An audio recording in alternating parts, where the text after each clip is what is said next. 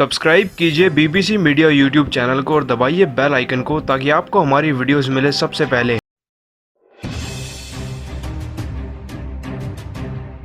दोस्तों, अगर आप भी महेंद्र सिंह धोनी को एक बेहतरीन कप्तान मानते हैं तो वीडियो को लाइक करना नहीं भूलिएगा। दोस्तों, आईपीएल 2019 का एक और रोमांचक व 25वां मुकाबला दिल्ली और कोलकाता की टीम के बीच में कोलकाता के ईडन गार्डन स्टेडियम में खेला गया। आपको बता दें कि यह मुकाबला अपने आप में ही काफी ज्यादा खास है, क्योंकि पिछली बार जब दिल्ली और कोलकाता की टीम आमने सामने थी तो एक सुपर ओवर हो गया था जिसको दिल्ली की टीम ने जीत लिया था। दोस्तों, यह बात तो हम सभी जानते हैं कि कोलकाता और दिल्ली दोनों ही काफी ज्यादा मजबूत टीमें हैं। हालांकि ईडन गार्डन के इस मैदान पर कोलकाता की टीम का रिकॉर्ड दिल्ली क्या किसी और टीम के खिलाफ भी काफी ज्यादा अच्छा रहा है। लेकिन अगर आज के मुकाबले की बात करी जाए तो आज के मुकाबले में टॉस जीतकर दिल्ली की टीम के कप्तान श्रेयस अय्यर ने पहले गेंदबाजी करने का फैसला किया। लेकिन दोस्तों, कोलकाता की टीम द्वारा दिए गए 169 रनों का पीछा करने उतरी दिल्ली की टीम की शुरुआत बेहद ही जोरदार रही। आपको बता दें कि दिल्ली की टीम की तरफ से ओपनिंग कर रहे खिलाड़ी पृथ्वी शॉ और शिखर धवन ने मैदान पर आते ही आक्रामक रूप से बल्लेबाजी करनी शुरू कर दी थी। आपको बता दें कि शिखर धवन ने तो आज मैदान में एक अलग ही अंदाज में बल्लेबाजी करी, लेकिन अगर पृथ्वी शॉ की बात करी जाए तो उन्होंने छक्के और चौको लगाकर दिल्ली की टीम की जबरदस्त पारी की शुरुआत करी थी। लेकिन फिर तीसरे ओवर की 5वीं गेंद पर पृथ्वी शॉ कैच आउट हो गए और उनकी 7 गेंदों पर ही 14 रनों की यह पारी जल्दी समाप्त हो गई। लेकिन शिखर धवन तो आज जैसे विरोधी टीम के गेंदबाजों की जमकर धुनाई करने का मन ही बनाकर आए थे। आपको बता दें कि शॉ के आउट होने के बाद भी शिखर धवन क्रीज के एक छोर से दिल्ली की टीम के बल्लेबाजी के मोर्चे को बखूबी संभाल रहे थे। साथ ही इसी दौरान मैदान में उनका साथ देने आए खिलाड़ी श्रेयस अय्यर भी कुछ खास कमाल नहीं कर पाया और वह भी 6 गेंदों में 6 रन लगाकर आंद्रे रसल द्वारा अपना विकेट गवा बैठे। लेकिन अब मैदान पर बल्लेबाजी करने आने वाले थे ऋषभ पंत, जिन्होंने शिखर धवन के साथ मिलकर बड़ी ही तेजी से दिल्ली की टीम के स्कोर को आगे बढ़ा दिया। दोस्तों, आपको बता दें कि इसी पारी के दौरान शिखर धवन केवल 32 गेंदों में अपना अर्धशतक भी पूरा कर चुके थे। साथ ही खबर लिखे जाने तक शिखर धवन अपनी पारी में 200 के स्ट्राइक रेट से बल्लेबाजी करते हुए केवल 48 गेंदों में 77 रन लगा चुके थे, जिसमें उन्होंने 9 चौके और 2 गगनचुंबी छक्के भी लगाए थे। दोस्तों, इसी दौरान ऋषभ पंत भी मैदान में शानदार बल्लेबाजी कर रहे थे और उन्होंने तो एक ऐसा भी छक्का लगा दिया था जब गेंद मैदान के बाहर ही चली गई थी। ऋषभ पंत भी जबरदस्त स्ट्राइक रेट से बल्लेबाजी कर रहे थे और वह भी 23 गेंदों में 31 रन तो लगा ही चुके थे, जिसके बाद कहीं न कहीं अब दिल्ली की टीम के बल्लेबाजों ने विरोधी टीम के खिलाड़ियों पर प्रेशर पूरी तरीके से धकेल दिया था। लेकिन दोस्तों, दिल्ली की टीम की जीत के बाद दिल्ली की टीम के मेंटर यानी कि सौरव गांगुली ने भी अपना बड़ा बयान दिया। आपको बता दें कि दिल्ली की टीम की इस रोमांचक जीत के बाद सौरव गांगुली भी प्रेस कॉन्फ्रेंस में मौजूद थे, जहां उन्होंने अपनी टीम के खिलाड़ियों की तारीफ करी तो वहीं महेंद्र सिंह धोनी पर भी कुछ बातें कही। दोस्तों, जैसा कि हम सभी जानते हैं कि हाल ही में महेंद्र सिंह धोनी राजस्थान के खिलाफ खेले गए एक मुकाबले में काफी ज्यादा गुस्सा गए थे और मैदान के बीचों बीच अंपायर से लड़ने भी आ गए थे, जिसके बाद धोनी की यही हरकत एक राष्ट्रीय मुद्दा बन गई और क्रिकेट की दुनिया के लगभग हर एक दिग्गज ने इस बात पर अपनी टिप्पणी भी करी और अब इसी लिस्ट में सौरव गांगुली भी शामिल हो चुके हैं। आपको बता दें कि प्रेस कॉन्फ्रेंस में सौरव गांगुली ने कहा कि जिस तरीके से दिल्ली की टीम के सभी खिलाड़ी फिलहाल प्रदर्शन करके दिखा रहे हैं उससे मुझे बेहद ही खुशी है और हमारी टीम ने भले ही आईपीएल 2019 के सीजन में अब तक 7 में से कुल 4 मुकाबले ही जीते हों, लेकिन इससे पता चलता है कि हमारी टीम के खिलाड़ी एकजुट प्रदर्शन करना जानते हैं और अगर वह इसी तरीके का प्रदर्शन करते रहे तो वह आईपीएल 2019 के खिताब को भी अपने घर लेकर आने का दम रखते हैं। बहरहाल, मेरे नजरिए में अभी हमारी टीम के खिलाड़ियों पे काफी ज्यादा काम करने की जरूरत है और मुझे यकीन है कि अगले मुकाबले में हम और ज्यादा बेहतर प्रदर्शन कर सकेंगे। दोस्तों, इसके बाद जब पास बैठे रिपोर्टर ने सौरव गांगुली से यह पूछा कि हाल ही में एक राजस्थान के खिलाफ मुकाबले के दौरान महेंद्र सिंह धोनी बीच मैदान में अंपायर को गुस्सा करने आ गए थे, तो उस मुद्दे पर सौरव गांगुली क्या कहना चाहेंगे। तो इस बात का जवाब देते हुए गांगुली ने कहा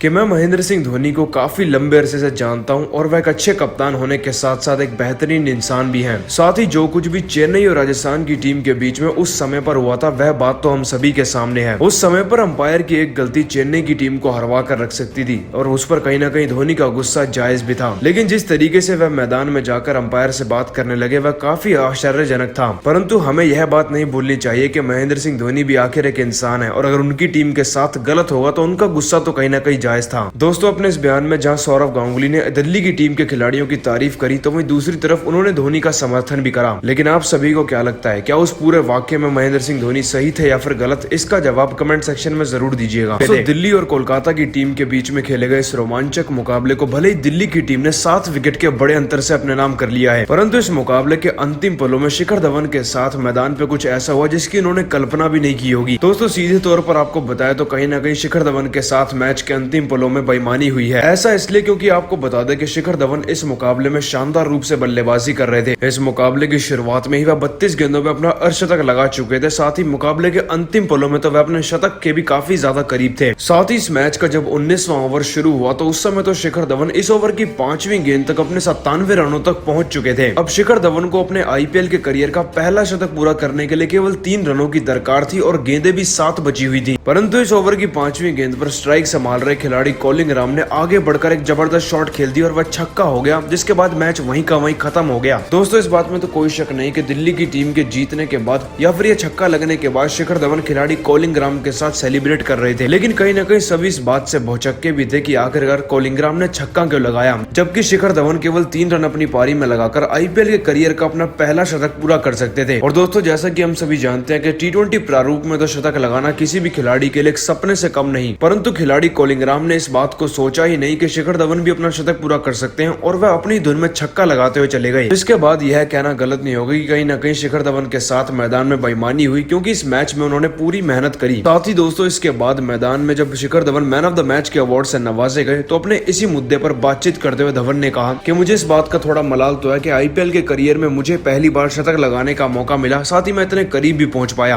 परंतु फिर अंतिम पलों में छक्का लगाकर हमारी टीम के खिलाड़ी कॉलिंग राम ने अपनी टीम को विजय बना दी, जिसकी मुझे खुशी भी है। मैं कोशिश करूंगा कि जल्दी इसी सीजन में अपनी टीम के लिए शतकीय पारी खेल। दोस्तों अपने इस बयान में शिखर धवन भले ही अपनी टीम की जीत से खुश हों, लेकिन कहीं न कहीं उन्हें इस बात का गम भी है कि वह अपना शतक नहीं लगा पाए। लेकिन दोस्तों आप सभी को क्या लगता है कि सच में शिखर धवन के साथ मैदान में बेईमानी हुई है या फिर नहीं? इस बात का जवाब कमेंट सेक्शन में जरूर दीजिएगा। साथ ही गेंदबाजी में शुरुआत दिल्ली की टीम की इतनी जोरदार रही कि जिसकी उन्होंने कल्पना भी नहीं करी होगी। दोस्तों आपको बता दें कि दिल्ली की टीम की तरफ से पारी के पहले ओवर के लिए गेंद थमाई गई थी ईशांत शर्मा के अनुभवी हाथों में। स्ट्राइक पर खड़े थे कोलकाता की टीम के नए नवेले बल्लेबाज डेनली, जो कि 0 के स्कोर पर थे। इस ओवर की पहली गेंद को ईशांत शर्मा ने इतनी जबरदस्त स्विंग में तब्दील कर दिया कि गेंद जाकर लगी सीधा विकेटों में और डेनली क्लीन बोल्ड हो गए। आपको बता दें कि बल्लेबाज डेनली केवल 0 के स्कोर पर ही अपना विकेट गवा बैठे थे। ऐसे में शुरुआत तो कहीं न कहीं दिल्ली की टीम के हक में रही थी, लेकिन फिर उसके बाद शुभमन गिल और रोबिन उथप्पा ने मिलकर बड़ी ही समझदारी से अपनी टीम के लिए एक मजबूत पार्टनरशिप जुटाई, जिसके बाद यह पार्टनरशिप जाकर टूटी पारी के 9वें ओवर की चौथी गेंद पर। साथ ही इस गेंद पर ऋषभ पंत ने एक ऐसा कैच पकड़ लिया जिसे देखकर महेंद्र सिंह धोनी की तो सबको याद आ ही गई, और इतने शानदार कैच के लिए ऋषभ पंत की हर जगह तारीफ भी की जा रही है। दोस्तों आपको बता दें कि पारी के 9वें ओवर को डाल रहे थे दिल्ली की टीम के तेज गेंदबाज रबाड़ा, और स्ट्राइक पर खड़े थे बल्लेबाज रोबिन उथप्पा, जो कि केवल 30 गेंदों में ही अपनी पारी में अब 28 रन लगा चुके थे और उनका विकेट दिल्ली की टीम को जरूरी चाहिए था। इस ओवर की चौथी गेंद को रबाड़ा ने बड़ी समझदारी से एक बाउंसर में तब्दील कर दिया, जिसे खेलने में रोबिन उथप्पा पूरी तरीके से असमर्थ रहे। साथ ही गेंद उथप्पा के दस्तानों पर लगकर काफी ऊपर हवा में उछल गई, लेकिन विकेट के पीछे ऋषभ पंत पूरी तरीके से मुस्तैद खड़े थे। उन्होंने एक शानदार डाइव लगाकर रोबिन उथप्पा के इस कैच को पकड़ लिया और उनकी पारी को केवल 28 रनों पर ही समाप्त करके रख दिया। रोबिन उथप्पा के आउट होने के बाद आज मैदान पर नीतीश राणा भी कुछ खास कमाल नहीं कर पाए, लेकिन आज बल्लेबाज शुभमन गिल ने अपनी बल्लेबाजी से सबका दिल जीता। दोस्तों आपको बता दें कि जब केकेआर की टीम मुसीबत में फंस चुकी थी, तब शुभमन गिल ने अर्धशतकीय पारी खेलकर केवल 39 गेंदों में ही 65 रन जड़ दिए। इस दौरान शुभमन गिल ने 7 चौके तो वहीं 2 छक्के भी लगाए थे। हालांकि फिर उनके आउट होने के बाद कप्तान दिनेश कार्तिक भी कुछ खास कमाल नहीं कर पाया और वह अपनी पारी में केवल 2 रन ही लगा सके, लेकिन उसके बाद जो मैदान में हुआ उसकी कल्पना तो शायद दिल्ली की टीम के गेंदबाजों ने नहीं करी होगी। दोस्तों आपको बता दें कि अब केकेआर की टीम के बल्लेबाजी के मोर्चे को संभाल रहे थे आंद्रे रसल व ब्रेथवेट, और आपको बता दें कि हर मुकाबले की तरह इस मुकाबले में भी रसल ने मैदान पर आते ही अपनी ताबड़तोड़ पारी खेलनी शुरू कर दी थी। आपको बता दें कि अपनी पारी के दौरान आंद्रे रसल केवल 21 गेंदों में ही 45 रन जड़ चुके थे। इस दौरान उन्होंने 3 चौके तो वहीं 4 गगनचुंबी छक्के भी लगाए थे। दोस्तों आंद्रे रसल ने दिल्ली की टीम के सबसे मुख्य तेज गेंदबाज कगिसो रबाड़ा की जमकर धुनाई करी। आपको बता दें कि अपनी पारी में 4 में से 3 छक्के तो आंद्रे रसल ने कगिसो रबाड़ा की गेंदों पर लगाए थे। हालांकि फिर गेंदबाज क्रिस मॉरिस ने आंद्रे रसल को पारी के 19वें ओवर की दूसरी गेंद पर एक बड़ा शॉट मारने पर मजबूर कर दिया, जिसपे वह अपना कैच थमा बैठे, और फिर कुछ इसी तरीके से आंद्रे रसल की पारी केवल 21 गेंदों में 45 रनों पर ही समाप्त होकर रह गई। लेकिन कहीं न कहीं रसल की इस तूफानी पारी की वजह से केकेआर की टीम इस मुकाबले में अपनी वापसी तो जरूर कर चुकी थी।